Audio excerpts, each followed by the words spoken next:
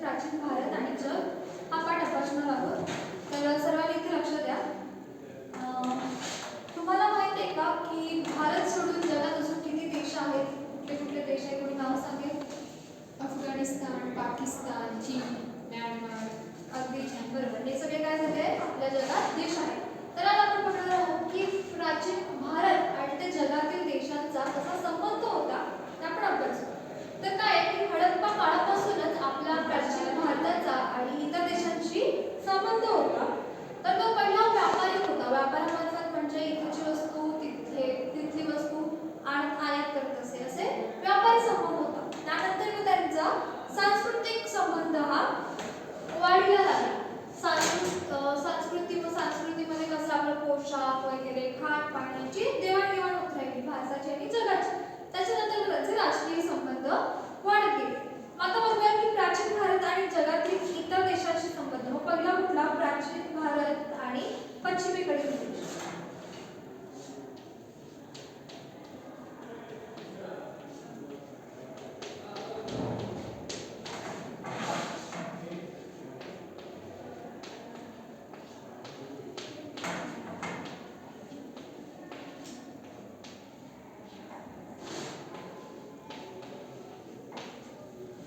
प्राचीन काळापासूनच भारताचा आणि पश्चिमेकडील देशांचा संबंध होता. त्यानंतर रोम साम्राज्य स्थापन झाला. त्यामुळे मग भारत आणि रोम यांचे व्यापार संबंध सुरू झाले. मग त्यामध्ये काय की भारतातील जे भडोच, कल्याण, सोपारा, चोल, चलिका या बंदरांना व्यापारामुळे महत्त्व मिळाले. व्यापारी कुठून व्हायचं? तर बंदरावरून व्हायचं. इथली वस्तू समुद्रामार्फत दुसऱ्या देशात पाठवली जात होती. मग त्यामध्ये कुठले बंदर होते? भडोच, कल्याण, सोपारा. सगळ्यांनी आपल्या वहीत लिहून घ्या.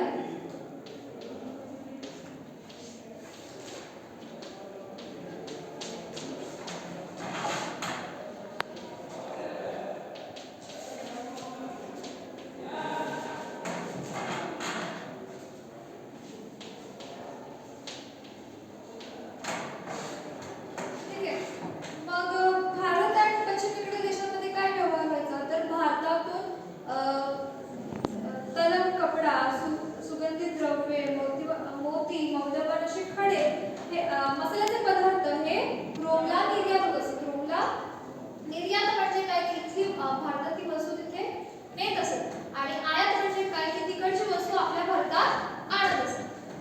त्याच्यापुढे नंतर काय भारतातील जो माल होता तो अरब व्यापारी मार्फत चालत असत. अरबी जे होते ते अरबी जे व्यापारी होते ते हा व्यापार करत असत. तसंच मग अरबी व्यापारी काय करायचे की इजिप्तमधील अलेक्झांडर या बंदरापर्यंत घेऊन ते माल पोहोचवत असत.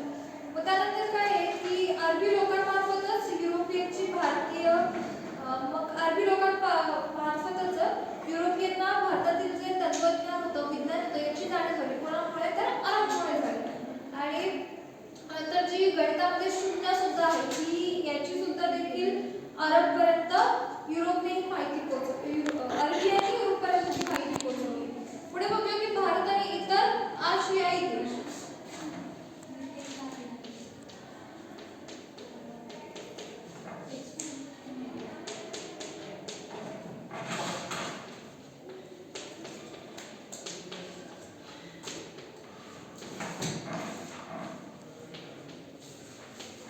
तर आशिया देशामध्ये कुठले कुठले आले? मग श्रीलंका, चीन, म्यानमार यासारख्या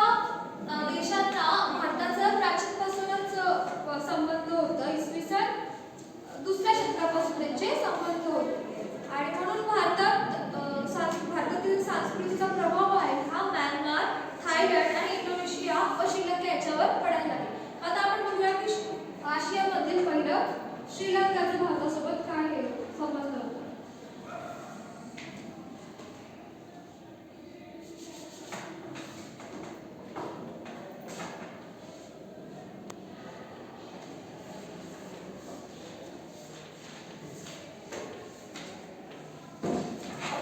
तर श्रीलंका आणि भारतमध्ये काय देवाणघेवाण होतं यांचं सुद्धा काय आहे, प्राचीन काळापासून त्यांचे व्यापारी संबंध होते. आणि मग श्रीलंकेतील जे मौल्यवान मोती होते, दगड होते, वस्तू का होत्या मौल्यवान, याच्यात भारतात त्याची खूप मागणी होती. आणि भारतातून काय होतं, मग भारतातील अजिंठा लेणी याच्यावरती जे कोरीव काम होतं त्याचा प्रभाव आपल्याला श्रीलंकेतील लेणींवरती दिसून येतो. मग त्याचप्रमाणे भारतातील सम्राट अशोक यांचा मुलगा महेंद्र आणि मुलगी कोण होती तर संघमित्रा यांना बौद्ध धर्माचा प्रसार करण्यासाठी सुद्धा श्रीलंकेत पाठवलेलं होतं. मग श्रीलंकेत आणि भारत यांचे परस्पर संबंध दाखवणारे दोन ग्रंथ होते. ते कुठले होते तर दीपवंश आणि महावंश.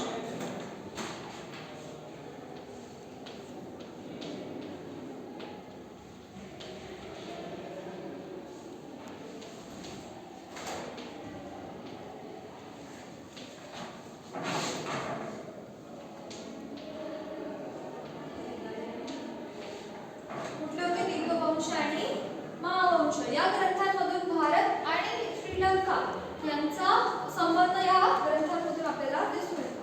पुढे बघूया की आशिया देशातील देश म्हणजे भारतासोबतचा संबंध तो म्हणजे चीन. आता चीन देखील भारतासारखा सांस्कृतिक देश आहे, पारंपरिक सांस्कृतिक देश आहे. आणि चीनचे आणि भारताचे फार पूर्वीपासून असे व्यापारी संबंध आहेत. मग चीनमधून आपल्याला काय निर्यात होतं तर चीनमधून रेशीम कापडा याची भारतात खूप मागणी होती. आणि चीनमधून पश्चिमेकडील देशात हा रेशीमचा पुरवठा भारतीयांना होत होता. त्यानंतर काय आहे की चीनमधून नंतर मग चीनचे सम्राट होते त्यांना बौद्ध धर्माची खूप जिज्ञासा होती. भारतातील बौद्ध धर्माची त्यांची खूप जिज्ञासा होती. म्हणून त्यांनी भारतातून 2 भिक्षूंना चीनमध्ये बोलवलं आणि ते जे बौद्ध ग्रंथ होते हे चीन भाषेमध्ये त्यांनी भाषांतर केलं. आणि सम्राट अशोकान त्या सम्राटचमुळे चीनचे जे सम्राट होते त्यामुळे बौद्ध धर्माला सुद्धा धर्म हा चीनमध्ये खूप झपाट्याने वाढत गेला. पुढे आहे आग्नेय आणि आशियाई देश.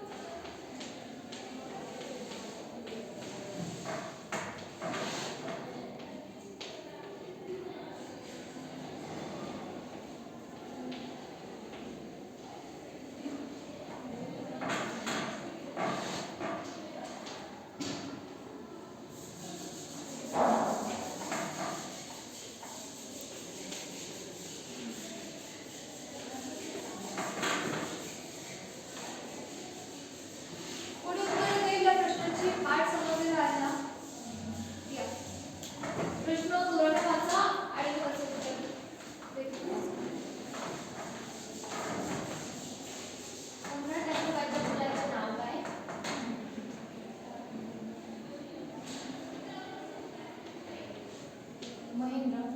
अगदी छान. सम्राट अशोकाच्या मुलाचे नाव काय होते? महेंद्र. आता पुढे आहे चीन सम्राटाला कोणत्या धर्माबद्दल जिज्ञासा होती? कोण उत्तर देईल? चीन सम्राटाला कोणत्या धर्माबद्दल जिज्ञासा होती?